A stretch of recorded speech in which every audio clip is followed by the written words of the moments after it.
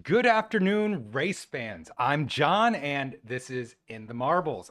And I'm just a fan. I just love the racing, and I want to talk to you guys about it and have other people. Let's get this conversation going. But what I want to talk to you about today, a couple different things, but mostly I want to talk to you about points and kind of the movement of like which teams we're seeing in kind of in the chase right now. And then we want to talk about some recent developments that happened in the O'Reilly series today. So let's get into it, and let's start with the points. So Tyler Reddick is on a freaking historic tear. He is obviously leading, and he is up by a significant margin. He's up by 70 points over his teammate Bubba Wallace. But if you look at it, 2311 is dominating right now as far as the points are concerned. And then we got Chase Elliott there, 2 points behind Bubba Wallace. And here, let me slide this over because I got another column there. You should be able to see the points. Yeah, there we are. Sorry about that. So we can see the points. And so, yeah, we can see if you took away Tyler Reddick, these guys are actually pretty close together to the cut line. But overall, I got to say, I'm really impressed with 2311. But the other team I want to say I'm really impressed with right now is look at Spire Motorsports. They have all three drivers in the top 10 in the standings right now. So I like seeing these smaller, less established teams doing super well against the big three. Penske, JGR, and Hendrick Motorsports, they're the big dogs. They dominate. And to see 2311, Trackhouse, Spire, Front Row Motorsports, and I put let me slide over because I actually added a column. It's not a permanent column, it's just a temporary one to show where we are. So we got 2311, 1 and 2. Then Hendrick Motorsports, 2 Penske, then Trackhouse, Spire, Colleague, Spire, RFK, and all three RFK cars are above the cut line right now. And so this is what I'm talking about. Then we got Hendrick Motorsports, Front Row Sports, Hendrick Motorsports, RFK. So there's no JGR above the cut line right now, and that may be the most surprising thing. And some of the perennials, like the guys who you were like, no, they're always in the race or always in the chase. They're well below the cut line, like Kyle Busch, Denny Hamlin, Christopher Bell, Chase Briscoe, Austin Cindric, Connor Zilic. We'll talk about him in a second, but I don't blame him for where he is right now. And then we got Alex Bowman here in 36, and that's just Alex Bowman is a way better driver than being in 36th place represents. Like that's just he's just had a bad run, and that sucks because I really do think Alex Bowman's a good dude. I think he's a good driver, and he just hasn't had the best last like year and a half basically. So we really want to see him start performing better, and overall, it's just interesting to see that JGR, the best JGR vehicle right now is Ty Gibbs, and he's two out or tied for 17th place, just outside the cut line, and that's wild. That is wild. But I just got to say, Spire Motorsports, Colleague, Trackhouse, Front Row Sports, RFK being in, above the cut line right now. Yes, we're only 3 races in, but I just thought that was an interesting dynamic to like, wow, look at Spire. Look at Shane van Gisbergen. He's tied for 5th place with Joey Logano right now. Ryan Blaney, sitting 86 points out of first, but only 16 points out of second. So I mean, this is frankly, you get if Ryan Blaney, let's say just theoretical. Let's say Ryan Blaney wins Phoenix, that 55 points plus any stage points, he's going to be rapidly catching up to Tyler Reddick as long as Tyler Reddick doesn't score in the top 10.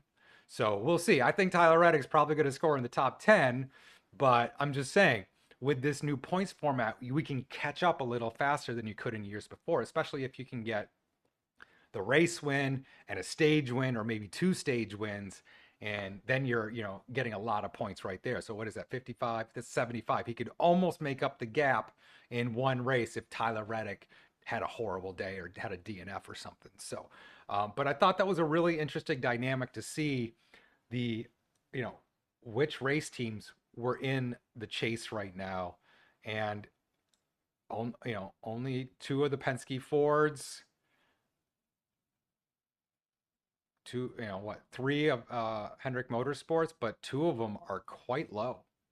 So again, just interesting dynamic to see. And then I feel bad about Connor Zilisch. I think he frankly has raced great races in all three races, but got taken out at Daytona. He keeps getting taken out. But if you watch CoTA, he got taken out, spun out, drove back through the field, spun out again, drove back through the field to finish 14th. But he was up to fourth, and if he didn't get wiped out in turn one in stage 3, I think he would quite possibly have been contending with Shane van Gisbergen for second place and potentially actually catching up to Tyler Reddick, because I think Connor Zilisch had, I think if Tyler Reddick wasn't there, Connor Zilisch definitely had probably the fastest car on the day.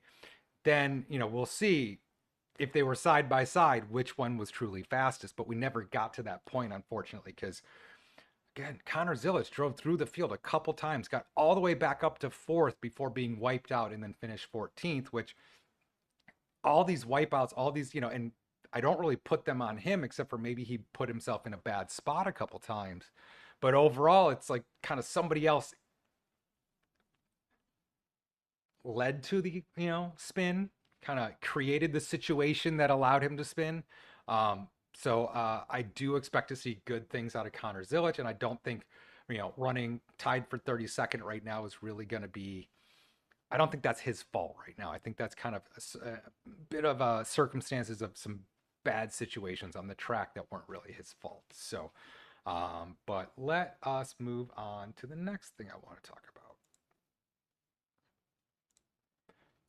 And my spreadsheet, the arrows aren't working right now, so I wanted to jump to the NASCAR website to show you. It's the movement. I wanted to show you the arrows and the movement right here, this spot right here.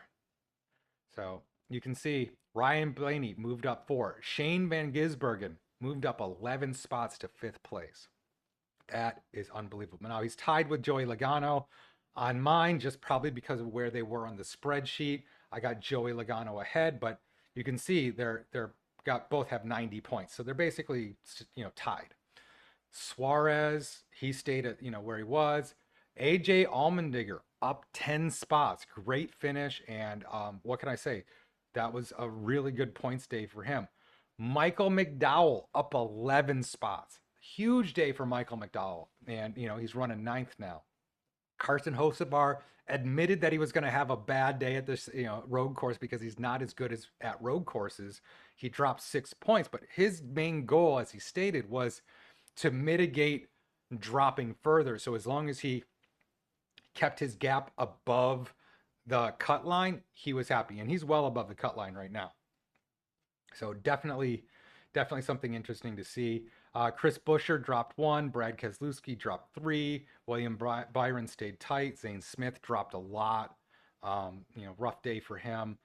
Kyle Larson broke into above the cut line, and then Ryan Preece is sitting on the cut line. But again, I'm just kind of impressed with how Spire, Trackhouse, Colleague, Front Row Motorsports, and RFK are being represented in the chase right now. And then you can see Ty Gibbs had a really good day, went up 16 spots because of where he finished, and is now just below the cut line, and he is the top performer for JGR right now, and I was not expecting to say that. And so gotta say, definitely improvement from Ty Gibbs, and it'll be interesting to continue to watch that. But all right, let us move on, because there was some movement in the O'Reilly series today. I'm a huge Cleetus fan because I like drag racing. I find it fascinating because it's all about finding immediate grip and then going super fast.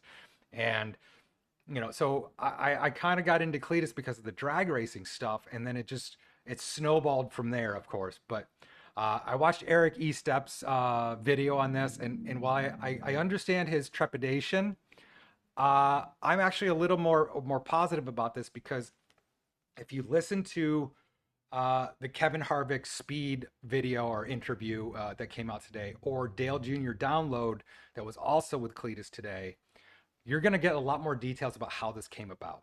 And what happened was Richard Childress Racing actually called Cleetus, and he didn't sign the deal until after the mishap at Daytona in the truck race. And I think everybody's giving him a lot of grief for spinning out in the truck race. And frankly, I was more impressed that he stayed 3 wide in the pack for 6 laps to begin with.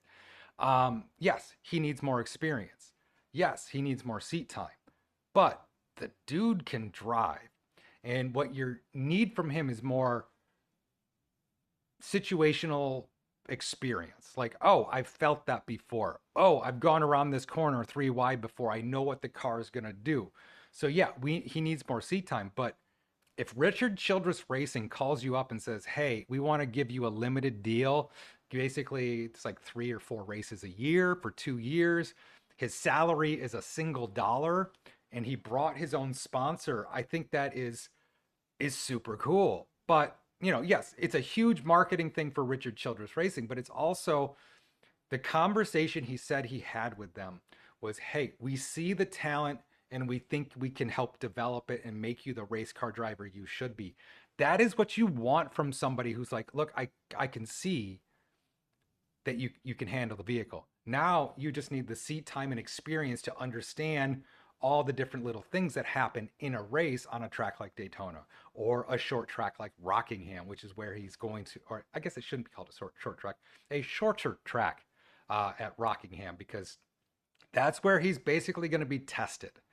And if he manages to do Rockingham well, then he will be approved to go to Talladega.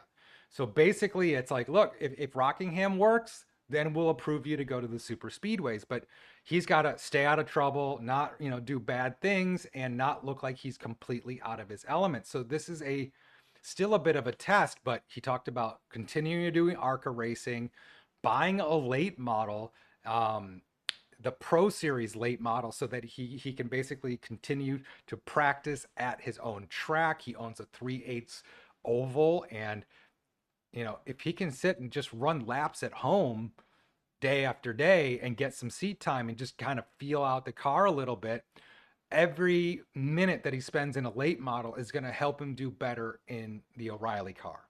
Every minute he spends in the late model is going to help him in the ARCA car. So I get the trepidation. I understand. But, what did I see on Twitter? I saw Mark Martin commenting on something that Ricky Rudd ran Cup, 18 years old, and he'd never run Cup before. He'd never done anything like it.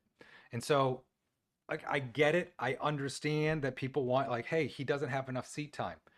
Yes, but he really knows how to handle a vehicle, and he really, really understands. And so he's spending time in the sim. He talked about how he was in the sim the other day at Richard Childress Racing and had, like 4 or 5 guys in his ears telling him, do this, do that, do this. So he's getting that training.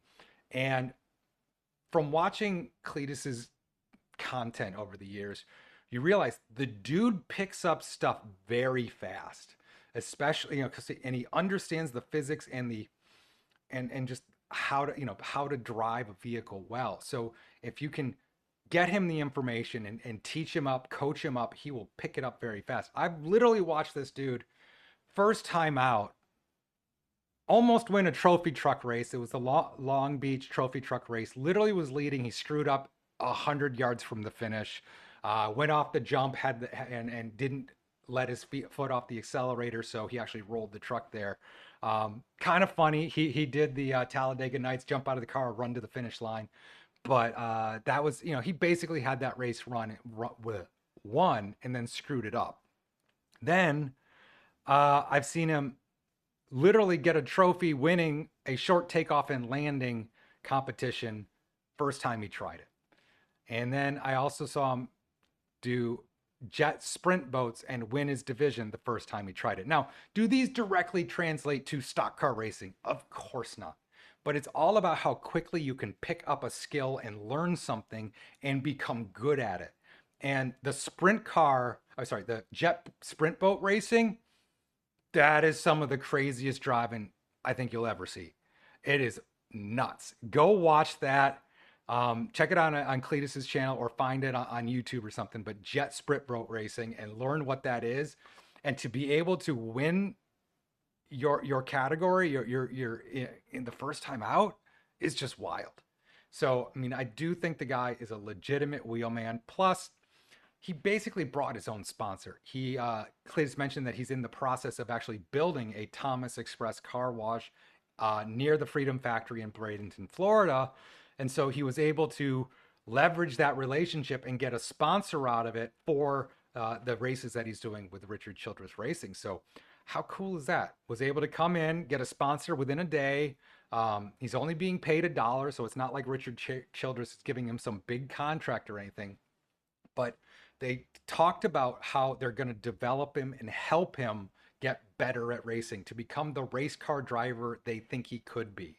So while I understand the trepidation, and I agree, he needs the seat time, but watching somebody whose learning process and curve is so good, I think he will quickly catch on, and he just needs more reps. And sometimes you got to be thrown into the deep end to become a better swimmer.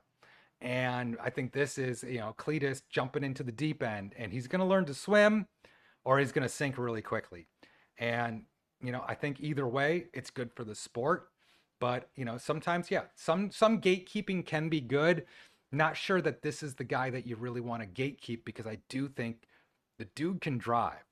Plus, I've also seen him at speeds that far exceed any speed that NASCAR is going to get.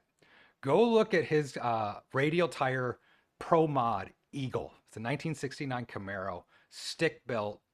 It is a machine. 5,000 horsepower Hemi engine. And he went 260 miles an hour in a quarter mile. Yes, again, this doesn't directly translate to stock car racing, but it is sort of a, indication that speed is not something this guy fears. Though he did say on Dale Jr. Download, going 260 is kind of terrifying. So he set the world record for the fastest radial car and going 260 miles an hour in a quarter mile. So what can I say? I'm a fan. I do think that this is also an interesting opportunity to get coached up by the likes of a Jesse Love or an Austin Hill or a Kyle Busch or a Ty Dillon. So, these people are going to be there to help him and coach him and give him, obviously they're not going to give him all the tricks of the trade, but they can give him a lot of guidance and basically coach him up. And I think a really interesting opportunity, not just for Cleetus, but for Richard Childress Racing to get a little bit more of a social media footprint and advertising and everything. So I'm actually pretty excited. I think this is a cool opportunity. Obviously, Cleetus could screw it up. It could go really badly, but it could go really well. And I think it's worth watching and seeing and going, you know what? The dude can drive. Let's see if he can cook. And, I think this will be really interesting. So, all right, that's my 2 cents. Let me know what you think, and comment below, subscribe, and let's go racing.